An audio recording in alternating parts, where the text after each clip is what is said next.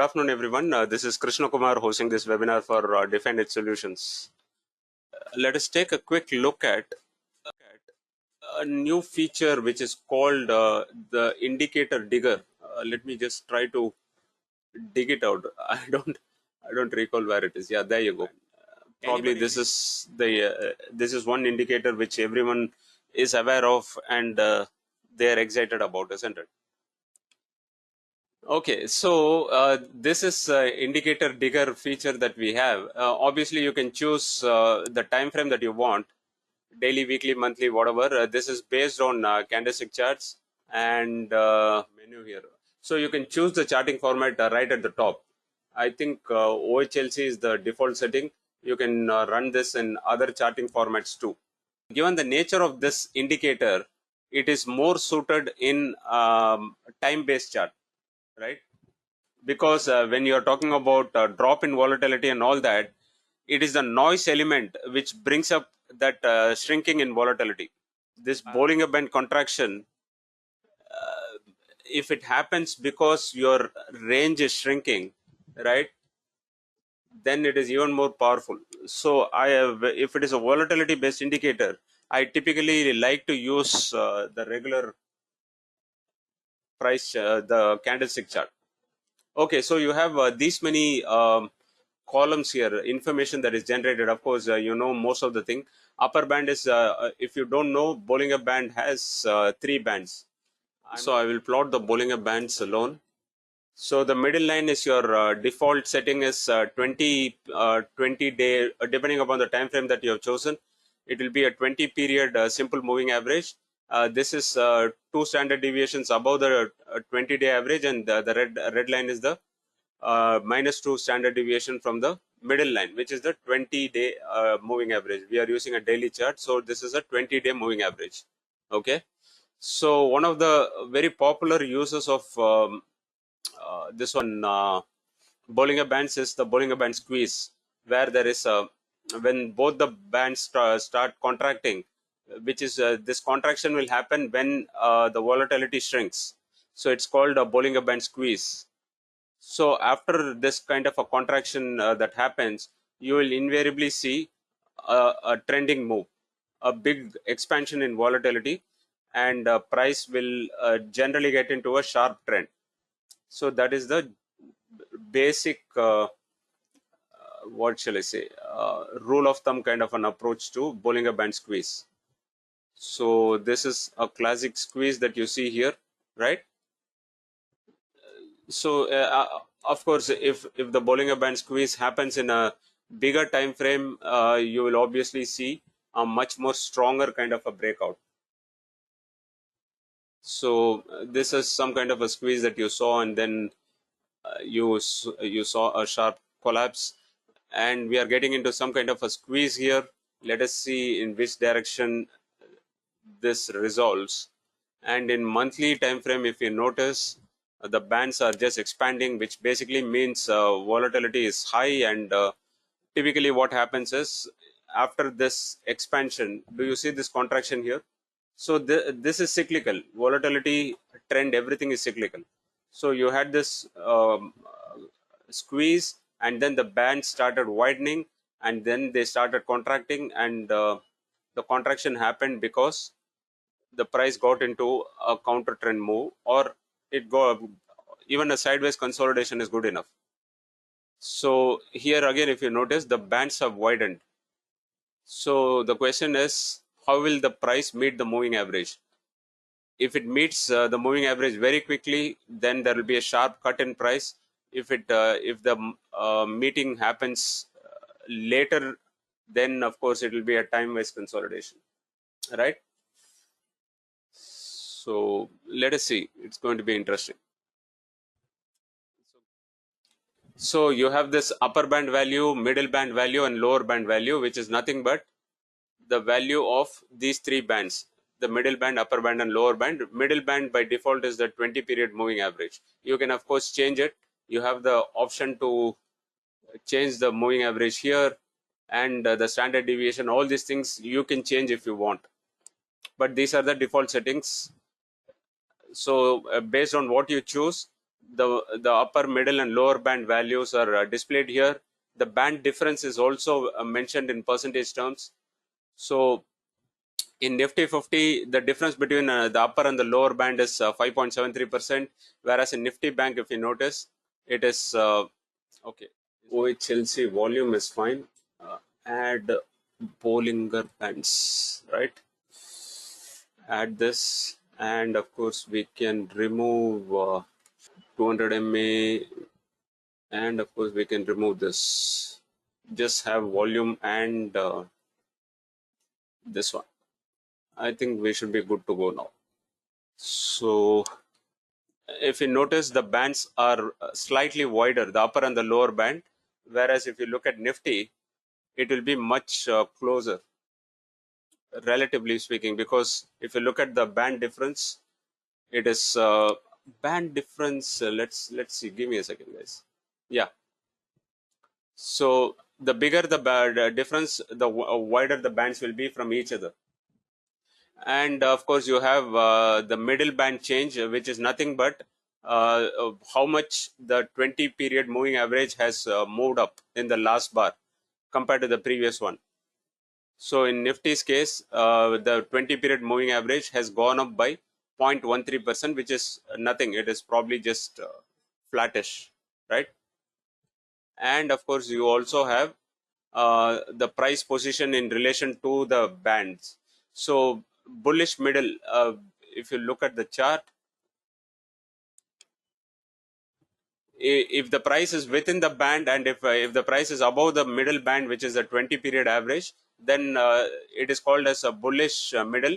If it is if the price is below the moving average, and if it is in between the lower band and the middle band, then it will be bearish middle, right?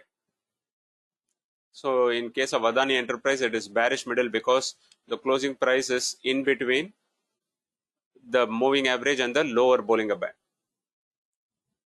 Is it clear? And of course, you also have the band trend. Expanding bands is fairly straightforward. And of course, falling bands will be clear case of price getting into some kind of a. So actually, if the bands start falling, and if the price, if the difference between the price and the moving average is not too much, right? So those are the candidates where a sharp downtrending move can begin. So if you understand how Bollinger Bands behave, then you can come up with lot of interesting interpretations. Maybe something like let's probably take a look at Eicher Motors. So here, if you notice, there was a see, typically what happens is when the price runs away from the moving average, you will see the band expanding, and after that, what you will see is that there will be a mean reversion that happens. So when the mean reversion happens, you will see the bands typically contracting, and then the price can either resume its prior trend or get into a trend reversal, or maybe continue to consolidate, right? So this was your trending phase, and when the price started moving away from the moving average, you saw the expansion in bands. Then after that, you saw this mean reversion or the counter trend move or corrective phase. So it resulted in the bands getting narrower, the squeeze happened, and then the trending move happened again. So when the trending move happened again, you see this expansion in bands, and then there will be some kind of a consolidation, and then we will have to wait and see if the downtrend resumes or if there is a deeper pullback. Okay, so this is what Bollinger Bands is all about. So if you're looking for a Bollinger Band squeeze kind of a candidate, you will basically be looking at the band difference to be really small. You can sort it in the band difference column, and so if you look at something like Alchem, so you see that the price is clustering in the upper half of the band, and these are typical candidates where you can see some nice trending move happening. So you can this is one of the ways by which you can use it. Of course, you can also run this in weekly, monthly, and if there is any candidate where there is a squeeze happening in multiple time frames, then those are really excellent candidates. Probably you can even look at trading them in options if they are liquid. So you can make use of this band difference that is mentioned here in percentage terms to identify candidates where price is getting into some kind of a Bollinger Band squeeze. The best thing to do is to add bandwidth. Bollinger Band bandwidth basically gives you, so if there is a volatility squeeze happening in Bollinger Bands in the daily chart, in the candlestick chart, and if there is bullishness in Noiseless chart, then it could be a very interesting candidate. uh, this is what it is, guys. So you can just play around with this. I've given you some basic idea. So you have this expanding bands. Obviously, if you are somebody who is looking for some kind of a trending move to happen, especially if you were somebody who trades in stock options, then you will primarily be focusing on the squeeze candidates, so that if there is a sharp momentum move that happens, you can capitalize it via buying options. Or if you're somebody who likes to sell options, then of course you will be looking at expanding bands, right, where the bands are really wide apart from each other, and the moment you see some kind of a turnaround that happens in the band, it is a fairly early indicator that maybe a counter trend move or a mean reversion move can happen. So depending upon your style of trading, you can use these two things in combination: the band difference and the band trend. And of course, this price position is also useful in the sense that you will know whether the price is above or below the 20-day moving average. So depending upon the description mentioned here in this column, you can easily make out what the positioning of the prices in relation to the moving average. So if you notice, there is bullish middle, bearish middle, and of course there is something called bullish walking upper band, which basically means that price is just hugging the upper band. So this will typically happen when the trend is extremely bullish. So when the price is consistently gaining momentum, it will keep tagging the upper band. So this is, if you notice in the last four columns, sorry, last four candles, price is sort of it is moving along with the upper band. So that is what is called as bullish walking the upper band, and the opposite of that will be bullish walking the lower band. What is this one? IDFC First Bank. This is Bajaj Finserv. Yeah, this is even more interesting example, right? Nice example of walking the band on the upside.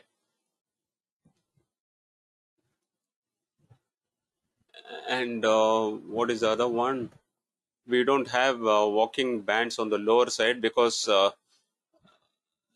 we haven't seen any stock that is so very bearish these days. Though the Nifty has fallen by 5-6% from the peak, but if you look at the broader markets, there is still no panic asset. Most of the individual stocks are doing well, and broad markets are outperforming the Nifty. But in certain ways, if the bands are widening in candlesticks, and if the price is very far away from the moving average in Renko, then more or less it is capturing the same information in a different way. So we are talking about some kind of um, overstretched kind of a thing that is happening, and maybe sooner or later there will be a mean reversion. So I think you guys must have got a fair bit of idea about what this indicator digger feature is all about, and you can play around with this. As I told you, you can run this in weekly, monthly, and then you can look for um, interesting combination. So it need not necessarily be like a squeeze pattern happening in all time frames. If If something like that happens, nothing like it. Otherwise, you can think about various other combinations too.